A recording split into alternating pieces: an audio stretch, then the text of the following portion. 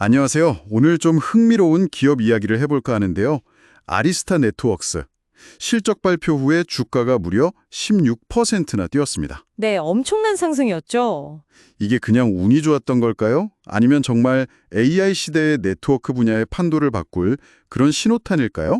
오늘 저희가 살펴볼 분석 자료, 아리스타 네트워크스 클라우드 시대의 네트워크 혁신, 이걸 보면서 한번 깊이 파헤쳐 보겠습니다. 네, 좋습니다.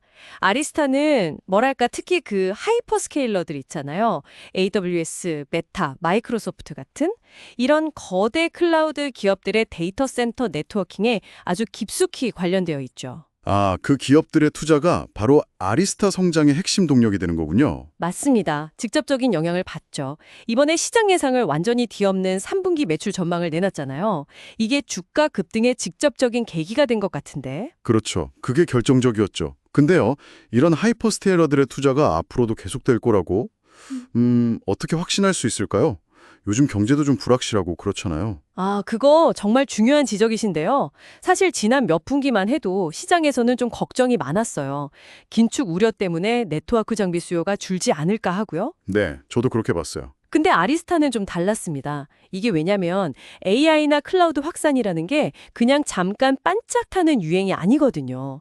데이터 센터 성능 자체를 아예 근본적으로 바꿔야 하는 그런 구조적인 변화를 요구하고 있어요. 구조적인 변화요? 네, 바로 이 지점에서 아리스타의 고성능 장비가 필요한 거죠.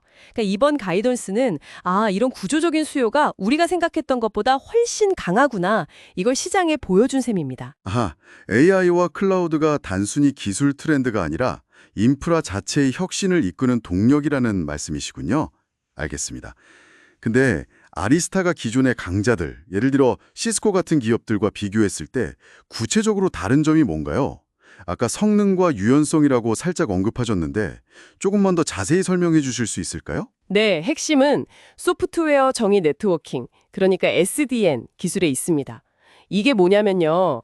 예전에는 네트워크 장비 설정을 하드웨어 하나하나 직접 만져야 했어요. 네, 복잡했죠. 그렇죠. 근데 SDN은 소프트웨어를 통해서 전체 네트워크를 중앙에서 아주 똑똑하고 유연하게 관리하는 방식이에요. 덕분에 고객들은 변화하는 환경이나 요구에 훨씬 더 빠르고 효율적으로 대응할 수 있게 되는 거죠. 이게 바로 아리스타가 강조하는 성능과 유연성의 실체라고 할 수 있습니다. 그렇군요. 그러니까 하드웨어 중심에서 소프트웨어 중심으로 네트워크 관리의 패러다임 자체를 바꿨다는 거네요. 이게 아까 말씀하신 단순 하드웨어 판매를 넘어서 서비스형 네트워크 플랫폼으로 진화한다는 의미랑 연결되는 건가요? 정확합니다. 바로 그겁니다. 이게 기업 가치에는 어떤 영향을 줄까요? 장비만 팔면 그건 일회성 매출이잖아요. 그런데 네트워크 운영 자체를 서비스로 제공하면 뭐랄까 구독 모델처럼 꾸준하고 예측 가능한 수익이 계속 발생하거든요. 안정적인 현금 흐름이군요. 네, 투자자들은 이런 걸 굉장히 좋아합니다. 그래서 기업 가치를 평가할 때 훨씬 더 높게 쳐주는 거죠. 단순한 장비 회사가 아니라 이제 플랫폼 기업으로 인정받기 시작하는 겁니다. 플랫폼 기업이라 상당히 흥미로운 관점이네요. 근데 아까 클라우드 고객 말고 일반 기업 고객 수요도 꽤 탄탄하다고 하셨잖아요. 이건 어떤 의미로 봐야 할까요? 그냥 고객사가 다양해졌다 이 정도인가요? 물론 고객 다변화도 중요하죠. 근데 그보다 더 큰 의미가 있습니다. 뭐냐면 일반 기업들도 이제 자체 데이터 센터를 클라우드 기업들처럼 운영하려는 경향이 아주 강해지고 있다는 거예요. 자체적으로요? 네. 자체 AI 모델을 만들거나 빅데이터 분석을 더 고도화하면서 고성능 네트워크가 꼭 필요하게 된 거죠.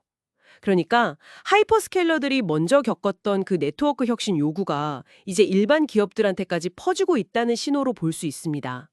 아리스타 입장에서는 또 다른 거대한 시장이 열리는 셈이죠. 그렇군요. 결국 AI 확산이 전방위적으로 고성능 네트워킹 수요를 폭발시키는 뭐랄까 촉매제 역할을 하고 있다는 거네요. 근데 AI 워크로드라는 게 왜 그렇게 특가한 네트워크 성능을 필요로 하는 건가요? 그게 대규모 AI 모델을 학습시킬 때를 생각해 보시면 되는데요. 수천, 심지어 수만 개의 GPU 같은 연산 장치가 동시에 아주 빠르게 데이터를 서로 주고받아야 하거든요. 정말 엄청난 영이겠네요. 네.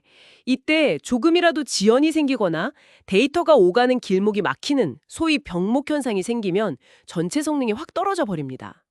근데 아리스타는 원래부터 이런 대규모 클라우드 환경에서 초고속, 저지연 통신에 특화된 기술을 개발해 왔어요. 아, 원래 강점이 있었군요. 그렇죠.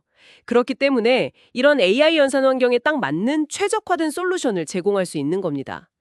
AI 투자가 늘어나면 늘어날수록 아리스타가 구조적으로 수혜를 볼 수밖에 없는 이유죠. 와, 정말 AI 시대에 딱 맞는 기술을 미리 준비해둔 셈이네요. 대단합니다.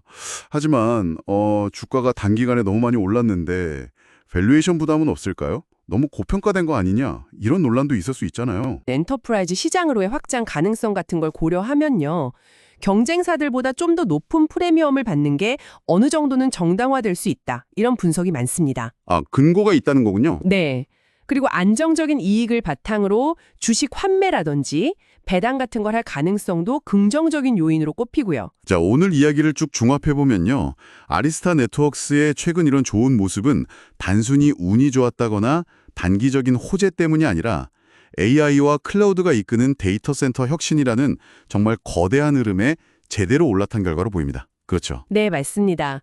시대의 요구에 잘 부응한 거죠. 단순히 운이라기보다는 시대가 필요로 하는 기술적 준비가 잘 되어 있었던 것 같습니다. 자, 그럼 이게 지금 이 이야기를 듣고 계신 여러분께는 어떤 의미일까요? 네, 아리스타의 사례는요. AI 시대의 승자가 되려면 정말 강력한 네트워킹 인프라가 필수적이라는 걸 아주 명확하게 보여줍니다.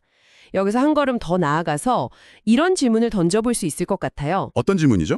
이런 고성용 그리고 특화된 네트워킹 인프라에 대한 수요 폭증이 과연 아리스타 같은 장비 업체를 넘어서서 예를 들면 엔비디아나 브로드컴 같은 AI 반도체 기업들 그리고 AWS나 마이크로소프트 같은 클라우드 서비스 제공자들의 경쟁 구도에는 앞으로 또 어떤 연쇄적인 파급 효과를 가져올까? 이 질문에 대한 답을 고민해 보는 것이 앞으로 기술 시장의 큰 흐름을 읽는 데 중요한 열쇠가 되지 않을까 생각합니다.